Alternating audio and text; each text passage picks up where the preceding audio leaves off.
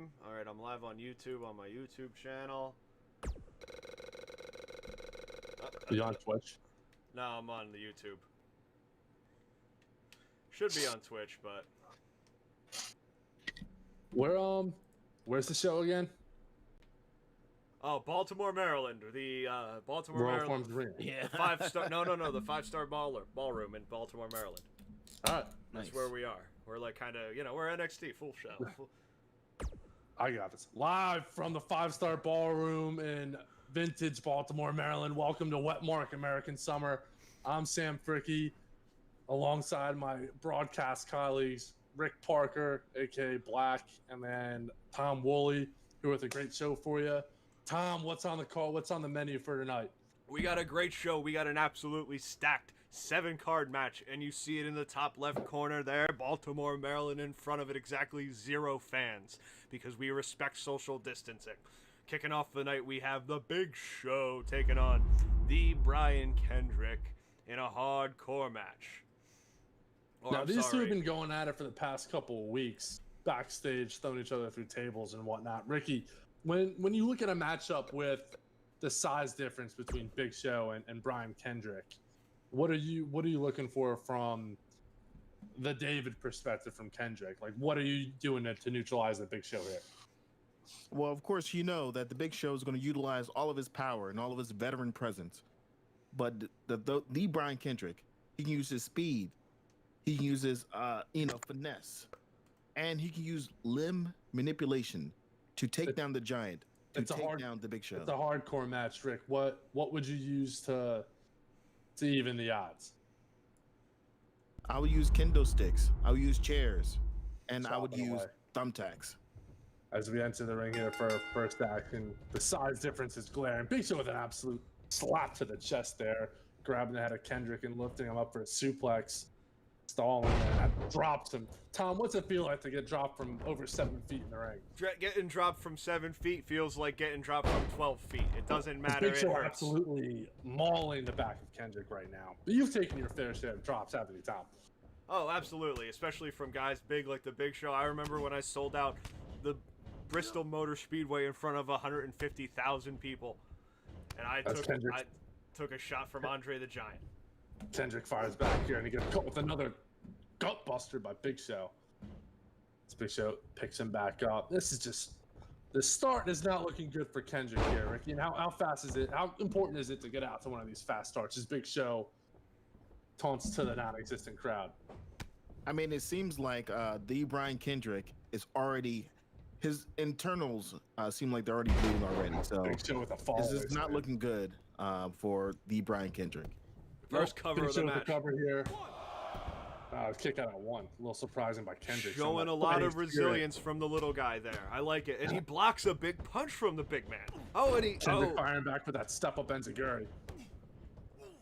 Kicks the knee. Yeah, I think that's what you have to do with that limb, taking down the legs of the Big Show as Kendrick starts throwing feet. Yes, he's utilizing the limb manipulation by going at this guy's legs. He has his legs are as slow as ox legs. That flurry of offense really shortened his Big Show, just powers back, and he's absolutely slugging Brian Kendrick's face into the corner there. Surprised we haven't seen a weapon yet, Tom. Knowing you'd be rolling out of the ring and grabbing one. What's your weapon of choice? As Big Show splits Brian Kendrick's legs, and Kendrick, ooh, all 500 pounds and a Big Show stepping on his sternum there. Looked Tom, like what he. was your weapon of choice? Oh, I would just go with the steel chair, the great equalizer. Covered by Big Show. Kick out of 1. Kendrick showing some resilience on these covers. Now Big Show just with the. Oh, and again into the corner. He's absolutely clobbering Kendrick's head against the turnbuckle here. You got to think this kind of focus on Kendrick's head could be leading towards that knockout punch or chokeslam with both focus on that upper area, especially that knockout punch. It just seems like already he's suffered a lot of head trauma from having his head bashed into the turnbuckles a good 35 to 40 times. One punch could lay him out for the rest of the match. One might think all of this focus on the head of Kendrick might knock some sense into him and get rid of those conspiracy theories. Isn't that right, Tom?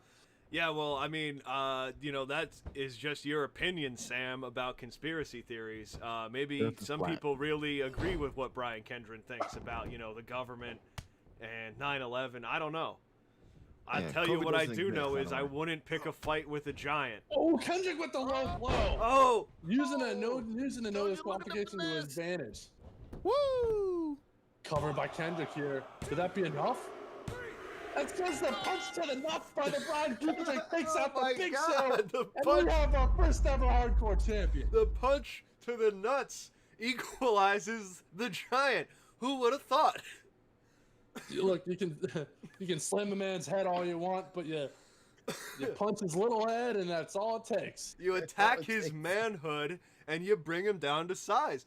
It was Apparently- absolutely genius by the Brian Kendrick. And there you see it again, folks. The great An absolute- equalizer. Brian Kendrick truly is the man with the plan. 2, Cover. 3. No weapons used. Kendrick outsmarted Here's the your Big winner Show. and Going the well. new WWE Hardcore Champion, Brian Give me that. As he Kendrick. snags that and There raises it you above his go. head. You said no weapons used, but the no disqualification tactic, the no disqualification rules were exercised to their fullest extent. Yeah. Very, very heady match by Brian Kendrick there as we get ready for our next matchup. Now, Rick, what are you with our first pay-per-view here as a group? How much is that playing to the heads of the wrestlers? Are they going to be fired up? Is it going to cause some nervousness, or how do you think they play it? I think they're pretty excited. I mean, this is their first time to showcase their talents across, the 48 states of the 48 continuous states in Canada and Guam and the UK and Scotland and Eastern Russia and Mongolia and also in Australia. So this is a very good opportunity to show your talents for those countries. Speaking of opportunity here and talent, we have a team of Danny Burch and Oni Lorcan going up against the team representing Natural Selection, Dolph Ziggler and John Morrison. A team of hair versus a team of no hair. Tom, two different styles here with Burch and Lorcan, obviously with that strong style, striking aspect, and Ziggler Morrison more that traditional style. Who has the advantage here? It's hard to say who has the advantage here. You have the strikers and the ground game of Burch and Lorcan, the Brit-Am Bruisers as they used to be known, and then you have the amateur style of Dolph Ziggler, and the obviously the As we get parkour. Danny Burch and Ziggler starting here. I was just gonna say the parkour style of a John Morrison. Great back body drop by Danny Burch. Now, they go by the 1 and the 2. How do they figure out who's the 1 and the 2, Tom? I think it's just by Oni Lorcan holds up the 1. Oh, there you go, and you see it right there. Danny Yeah, the Burch 2. holding up the 2. There you go. They explained it for me. And obviously the ring crew didn't get the memo that we were at Wet Mark American Summer. We had a quick canvas change in between matches there, as you see. Yeah. Don't know what happened with the first one, honestly. As Danny Burch continues striking the lower body of Dolph Ziggler. Looks like he's going for that surfboard.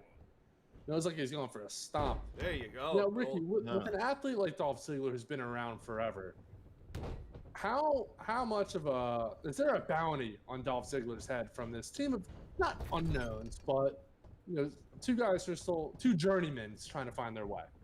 I think these are two guys that are hungry, and of course they see the veterans like as you see they're part of the group, the Natural Selection. You just saw one of their team members, the Brian Kendrick, just win the Hardcore Championship. So of course they're looking for some more gold for their group today in this match. But it seems like they're hungry to prove themselves, not only for the people of Mongolia, but also to their families. I think As we get the double because back body drop there, good teamwork by Natural Selection. if Danny Burch doesn't win the championship, he might get a divorce. So he has to Whoa. win this match. we're That told. seems a little much as John Morrison continues with stomps to the head of Danny Burch. And you can tell these two teams apart in both wrestling style and general style, as Burch and Lorcan rock the black trunks and Morrison and Ziggler with tassels and fur going all over the place. Hopefully that flash for Morrison and Ziggler doesn't just pertain to their attires there as Morrison hits like a pole drop or something, some kind of variation of the zigzag, if you will. As he stares Birch down, he should be using this time to go on the offensive as we finally get him into the camel clutch here. Make him humble. Humbling him for sure. Now, Tom, what is it with a guy like John Morrison, whose idea is to get up on the top rope and really outspeed you and outmaneuver you? How much of an advantage does Oni and Danny Burch's ground and pound style have against someone like that? As Morrison flips into the corner. I've always said that a good ground game is always going to beat a good high-flying game because the high flyer can't do the ground stuff like the ground guy can. You see the blue-collar approach of Danny Burch just throwing John Morrison out. Grabbing the foot, big overhand, pardon my French, Northern Light suplex. What you're looking for there, Tom. Let me call the moves, and you kind of add your accent on, because obviously calling moves is not your thing. As Danny Burch picks Morrison up there, going right back to the kick as Morrison grabs and counters it. Now, Ricky, you mentioned earlier that Brian Kendrick winning the title might play into this for natural selection. Is there now pressure from the rest of the faction for Ziggler and Morrison to win the championship? Ziggler comes off the top of that crossbody. What kind of pressure is put on by their peers? Of course, there's a lot of pressure. I mean, the Brian Kendrick said, there's a conspiracy that Danny Burch and Oni Lorcan, they work for the Illuminati. So for them to lose to the Illuminati, it would be so embarrassing, and Brian Kendrick would not let them have the time of day. As Ziggler counters this and Uranagi out of the corner there. Brian Kendrick's quite into lizard people, isn't he? That might be a thing. Danny Burch goes with a half and half suplex, throwing Ziggler on his stomach there. We haven't seen Oni Lorcan in the match. Danny Burch has really been in control for the 1 and 2. You wonder when he's going to get fatigued. This lack of tag strategy has me a bit befuddled, Tom. As Oni's doing something down on the floor. He's back up. Kick out at 1. Wow. Incredible action. That's 2 for 2 tonight for the group that calls themselves Natural Selection. They have 3 out of the 2 out of the 5 titles that are going to be decided tonight. Here are your winners and the new All-Star Tag Team Dolph Ziggler and John Morrison, the new Millennium.